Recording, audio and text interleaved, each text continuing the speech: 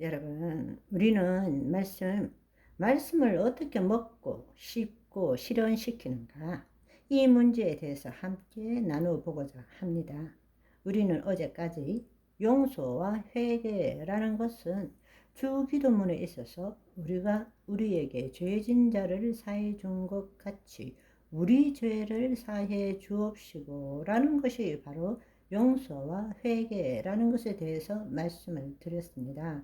그리고 그것을 이 용서와 회개를 내 삶 가운데 어떻게 적용하고 누리는지에 대해서 함께 알아보았습니다.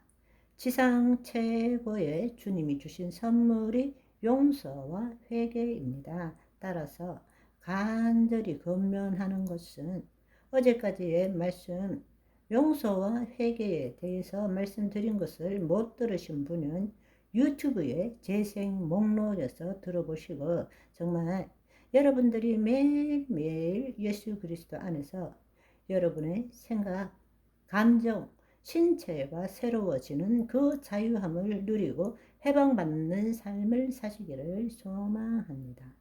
아멘.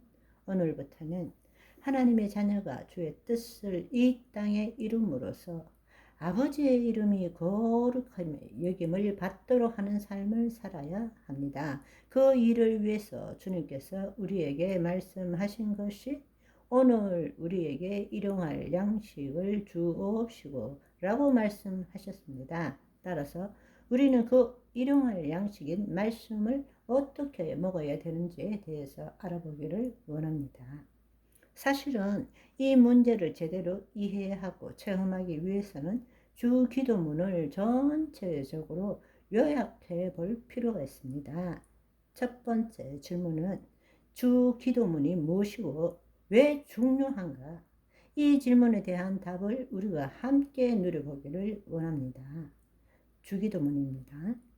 하늘에 계신 우리 아버지여, 이름이 거룩히 여김을 받으시오며 나라가 임하옵시며 뜻이 하늘에서 이루어진 것 같이 땅에서도 이루어지이다. 오늘 우리에게 일용할 양식을 주시옵고 우리가 우리에게 죄 지은 자를 사하여 준 것 같이 우리 죄를 사하여 주시옵고 우리를 시험에 들게 하지 마시옵고 다만 악에서 구하옵소서. 대개 나라와 권세와 영광이 아버지께 영원히 있사옵나이다. 아멘. 우리는 이 주 기도문의 놀라운 비밀을 알지 못하고 또 이것을 누리고자 애쓰는 것이 아니라 그냥 목사님이 안 계실 때 빨리 끝내고 싶을 때 그냥 주기도문을 함께 하고 끝내버립니다. 그러니까 진짜 기도가 안 되고 주기도문에서 기도 빼면 주문이 되는 거예요. 남녀 호랑객교 외우듯이 그냥 하늘에 계신 우리 아버지여 이렇게 주문을 외우고 끝날 때가 너무 많습니다.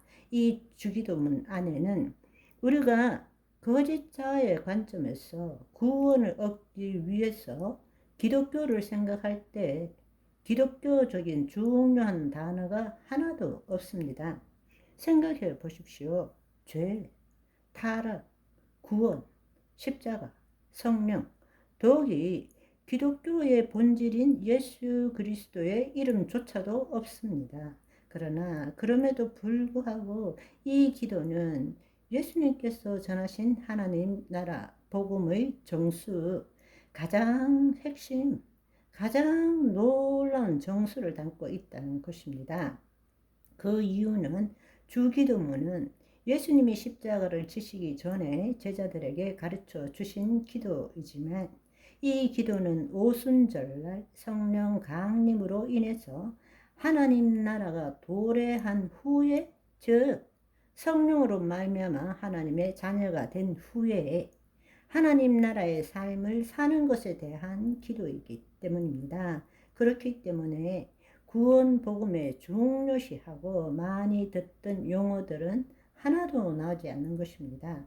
왜냐하면 이미 예수 그리스도 안에서 하나님의 자녀가 되었고 하나님 나라의 삶을 사는 자를 위한 기도이기 때문입니다. 아멘. 따라서 주 기도문이라는 것은 물과 성령으로 거듭난 다시 하나님의 자녀가 된 자가 그리스도 안에서 본래 하나님이 계획하신 창조 목적을 어떻게 이루어가야 되는지에 대한 실제적이고 구체적인 방법이 담겨 있는 무지 중요한 기도라는 사실입니다.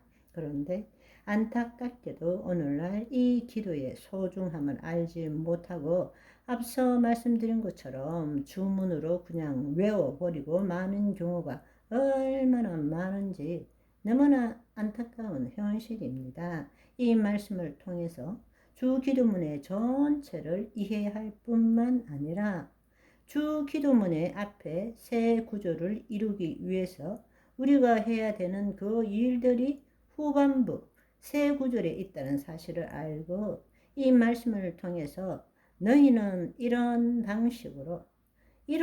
방식으로 기도하라. 주님께서는 이 주기도문을 외우고 암송하고 그렇게 하라고 하신 적이 없습니다. Pray in this way.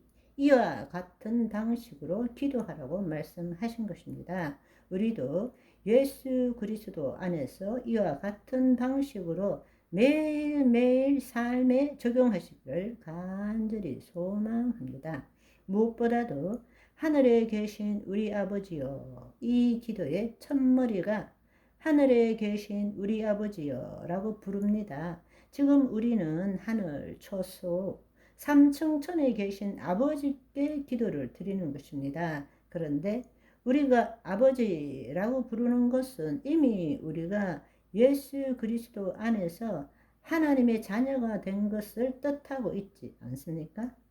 예수님께서 하나님을 아버지라 불렀기 때문에 신성모독이라는 죄를 가지고 십자가에 체형을 당하지 않았습니까? 그런데 예수님께서 우리에게 나의 아버지, 너의 아버지라고 부르라고 말씀하신 것입니다. 우리가 이 구절로만 봐도 이 기도는 예수 그리스도 안에 있는 자들이 하나님의 뜻을 이루기 위한 기도라는 것을 알 수 있는 것입니다. 아멘. 오늘은 여기까지. 바이바이.